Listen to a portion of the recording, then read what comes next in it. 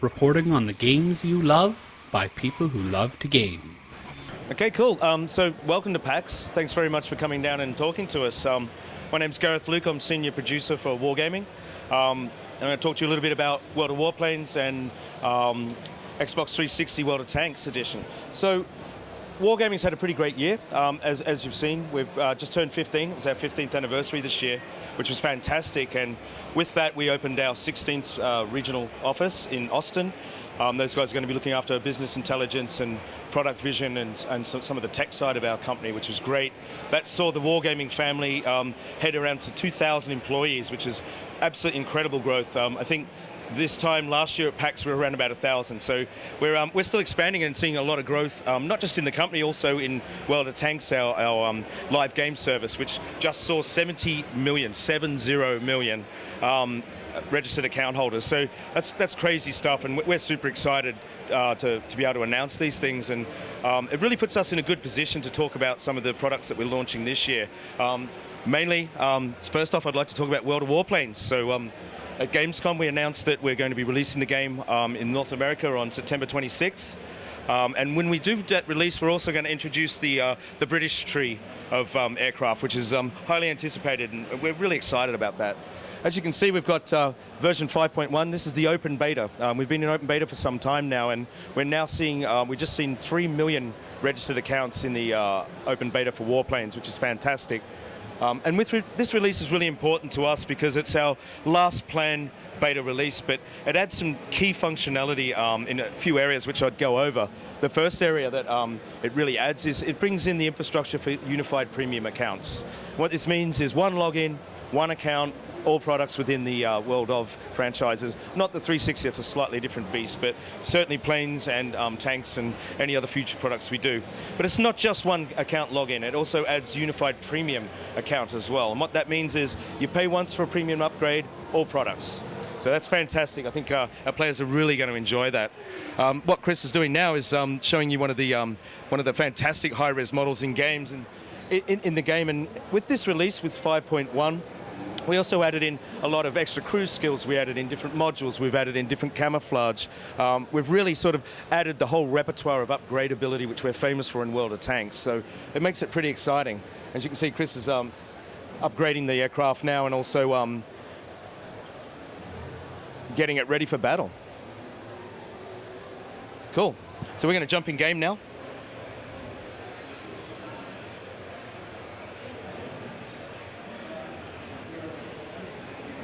Yeah, as you can see, we also added the yaks into this build as well. So we've got 4 nations in the open beta. There's one of the ones that are the single-engine fighters. So another thing that we introduced in this patch was upgraded controls and flight models. We've been trying to balance these for some time. It's one thing we're learning is making military aircraft games is really challenging. Making combat games as well is extra challenging. And you'll see we've added some extra functionality in our loading screens here to show you tactics. Because you don't just learn how to fly, you're learning how to fly and fight. So this is a great addition into this as well. And really shows the player while he's sitting there getting into a game, you know, this is how it has to be done. So we're going to take you to our national park map, which is very picturesque. As you can see, you start off combat in World of Warplanes in the sky, ready to go. We looked at the historical accuracy side of it, and we recognize that's a huge part of our game and our audience. But do we want to make a flight sim, or do we want to make an action game? And where is that balance? Are we an arcade game? Are we simulation? And we've sort of gone back and forth between that and found our own balance, and we think we're introducing our own style of air combat into this. And this is a great addition to the Wargaming family because we're adding a real fast-paced, different type of strategy gameplay. We've already got a certain defined gameplay in World of Tanks, and we're creating a whole new different type of game here. What Chris is doing now is giving you a show of the draw distance and the level of detail in our environments. You know, we upgraded our Big World renderer for this game. It looks magnificent. There's nothing that looks like this. What Chris is doing now is engaging in dogfighting one-on-one combat. But if you see down on the mini-map here, you've got these red and green dots there. They're the enemy's defenses. There's two ways you can sort of win this. You can go down and destroy all those defenses, sort of capture the flag style, or you can just engage in dogfighting with the enemy, which is what Chris is doing now.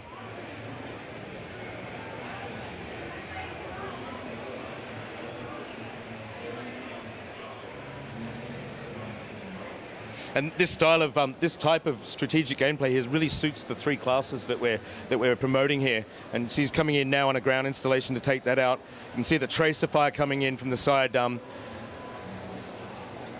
and you probably want to pull up. So it looks like a lot of fun. We spent a lot of time trying to get the controls right as well.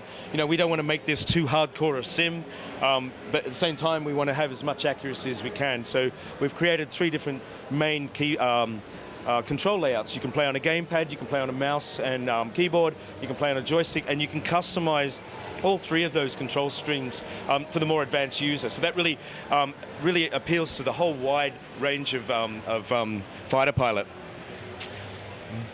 As Chris hits the hard deck, there we go. So that is World of Warplanes. We're launching September 26th. Very excited. It's going to be a fantastic launch. So we're very excited. Also at E3 this year, we made an announcement with Microsoft to bring World of Tanks to the Xbox 360. It's a very exciting partnership, and indeed it's almost a pioneering move, because Microsoft are partnering with you know, one of the largest developers and publishers in free-to-play area, and we've had, you know, substantial success in World of Tanks with over 70 million registered accounts now. So what we're really doing, this is a partnership. Wargaming are bringing their expertise of free-to-play, and Microsoft are bringing their expertise in the console world to try and do something very unique and forward-thinking. And we think that World of Tanks is the perfect game for the console and to do this. So much so that we engaged with Day One Studios in Chicago and brought them into the Wargaming family as Wargaming West. And these guys have got decades of experience making AAA console titles. So with their knowledge of how to make World of Tanks on 360, we know 3 or 4 years of World of Tanks on PC, and we have got a lot of expertise in that area. And Microsoft, obviously, a lot of expertise in the console space. So we think it's a pretty fantastic partnership. We went into closed beta when we announced this at E3. We saw massive registrations on the day, and we're in the hundreds of thousands of registrations now. We're slowly letting people in groups of 20, 30,000 every week, strategically, because what we want to do is make sure that we get a fast, action-packed, fun game on the 360. And one thing to really pay attention to here is that this game is built for the 360. It's not a direct port from the PC. The guys at Wargaming West are putting a lot of their expertise into how do you make a compelling World of Tanks game appeal to the console market. So it has a very similar look and shares a lot of the assets from the PC. There's a huge amount of the tech trees and the gameplay all comes from the PC, but it's set up to work on console and that market. So the gameplay's a little bit faster, it's a little bit more action-packed and fast-paced. Not that the PC version can't be, but we're really sort of going for that. We want to appeal to sort of all the different types of console players. So you can jump in, a minute or two you're in battle, and it's fast and exciting, and we want to appeal to those guys, but we've also got all the depth of the customization, the progression of the PC version as well. So we're hoping we're really going to appeal to a wide cross-section of gamers, but what we want is an explosive, fast, action-packed World of Tanks on 360. As you can see, like I said, it's made for the console, so the HUD really is a lot bigger, so the game's made for people that are sitting, 6 feet away from the television set. The cameras are set up for that. The tanks move a little bit faster, the rate of fire and reloading is a little bit quicker. In fact, the progression through the game is even a little bit faster. So this is definitely made for console. We recognize that communicating with your teams are hugely important aspects. So the guys at Wargaming West have implemented these great sort of radial menus to be able to very quickly tell your team what's going on. It's all about team gameplay. So we're looking to release this game this year. We're not quite at the stage where we're going to give you the big date right yet. We're on track to deliver. Everybody's feeling good. We're just making sure that we get it right. This game's got to be fun and fast and furious, and we're on track to do that. So World of Tanks Xbox 360 edition, coming soon. So it's really exciting to see here that the World of Warplanes is getting a release date. I'm having a lot of fun with it right now. One of the things that I really like about it is, and you mentioned the amount of time that you tweaked the control scheme, and it really feels like you can do a lot with just the mouse and keyboard. Now, how much of a challenge was it to get that balance and to get that fun, quick action so you can jump right in? Yeah, challenge is the word. What we learnt when we started developing, the guys in Kiev started developing World of Warplanes, was that flight games are really difficult. They're challenging. Add into that combat as well, and you're really starting to set yourself up for a big challenge. And it took a lot of time iterating, because one thing we're highly aware of is that the historical accuracy of the planes is very important to our players. They're very quick to tell us when we get something wrong historically, or it's not accurate in World of Tanks, and they're doing the same in Warplanes. So we listened to those guys. We also engaged with military experts. We also looked, the developers spent a lot of time looking at different ways to dogfight and aerial combat maneuvers, and so they wanted to not go too far away from simulation and accuracy, but at the same time it's a game, and it needs to be a really fun, action-packed, great gameplay. So getting that mix right took some time and iteration, and that's how we did do it. It was iteration. We just kept going, changing things, listening to the to our community, which is one of the biggest stakeholders in this process, and then working with the producers and developers to actually get that mix right. And in 5.1, we think we're pretty close. Now, one of the things that I've noticed is when I'm playing, and when I first started, and I'm playing on my biplane, and there's other players who are already onto the single wing and some of the bigger planes, I don't feel incredibly disadvantaged, like I don't have a chance. Yeah, you know what? They do have a little bit of an advantage, but if I'm a better player, I can still take them down. What is it that you're doing to sort of balance all that stuff out? Because I'm sure when people get to jets, that's going to increase that gap.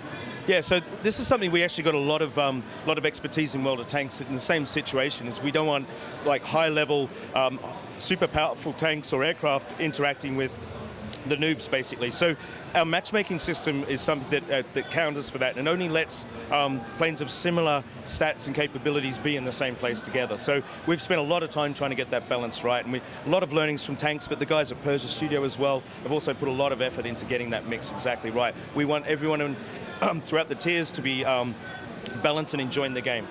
So. Awesome. So with the Xbox 360 version of World of Tanks, that's a huge space to get into, because there's lots of gamers who like that competitive gameplay, and this is something that hasn't really been done really well yet on the Xbox yet, on the console. So, when you were thinking about why go with a completely different game rather than just porting over, what were some of the key decisions that you made there? Well, it was very important to us that when we enter the console space that we do it successfully. We've got a lot of players, and we really want to find some new players in that area. So choosing our partners and looking to bring Wargaming West into the family was really an integral part of that process. We want to do this, and we want to do this right. We brought those guys into the family because they've got all of the experience in that area that we don't have. We admit that. We're a PC developer primarily. Our 3 studios are really concentrated on the PC experience, and we felt that bringing Wargaming West in and working with Microsoft was the way to do that. And that demanded that we rebuild the game for that audience. You just can't port it straight across. Even though the main inspiration for the game, some of the assets, the gameplay, all the learnings, all the success and failures and challenges that we've learnt by those, we're now building that into the product. But it is for the console and the console player. And how familiar, should a player who played World of Wartanks on PC and who's now jumping onto it in 360, should they feel really, like, will they feel like it's a very close copy, a brother or sister of that game? Yeah, absolutely. It's familiar territory. The tankers jump out on PAX floor right now. You get the PC guys jumping in. They're up and killing people instantly. In fact, that's one of the mandates with this product, is get in the game quick, make it intuitive, make it a little bit more user-friendly getting in there. It still offers all the depth of the PC version, but we really concentrated on that usability, getting in game. The controls are very familiar. The gameplay is very familiar. So yeah, there's no problem switching between the two. Now, are you giving any sort of bonuses for people who have experience in the PC version of it? They create an account on the Xbox 360 version. Are they going to have any special bonuses in game? So in terms from the technical standpoint, they actually run in completely different ecosystems. The tanks, World of Warplanes, warships in the future, and World of Tanks, they all function under the Wargaming network and infrastructure, the account system and everything else. With our partnership with Microsoft, it goes through their Xbox Live system. So there's no cross-talk at the system level. We felt it was best to let Microsoft advise us and work within their ecosystem, and we continue to run our products in ours. So not at the technical level. There is always the possibility of running some sort of promotional incentives across that, and we're definitely looking at that as well. To create awareness for both ecosystems and let them know that there is let the console players know that there's World of Tanks and on PC and vice versa. So yeah. And with it launching on Xbox 360, how likely is it that you'll move it on to Xbox One once that goes live? Sure, that's a possibility, and we're aware of looking at that and other titles on console as well. We're not at any stage where we're making announcements because, as a company, we're really focused on our 2 releases. We've got Warplanes coming out on September 26th. Xbox Edition World of Tanks as well this year. That's our focus. We're going to get these things out to market, support them, build our communities, and then we'll look down the road a little bit further at those sorts of possibilities. Awesome. Well, thank you so much for your time. Thanks for coming down to PAX and chatting with Wargaming. It's been fantastic. Thank you.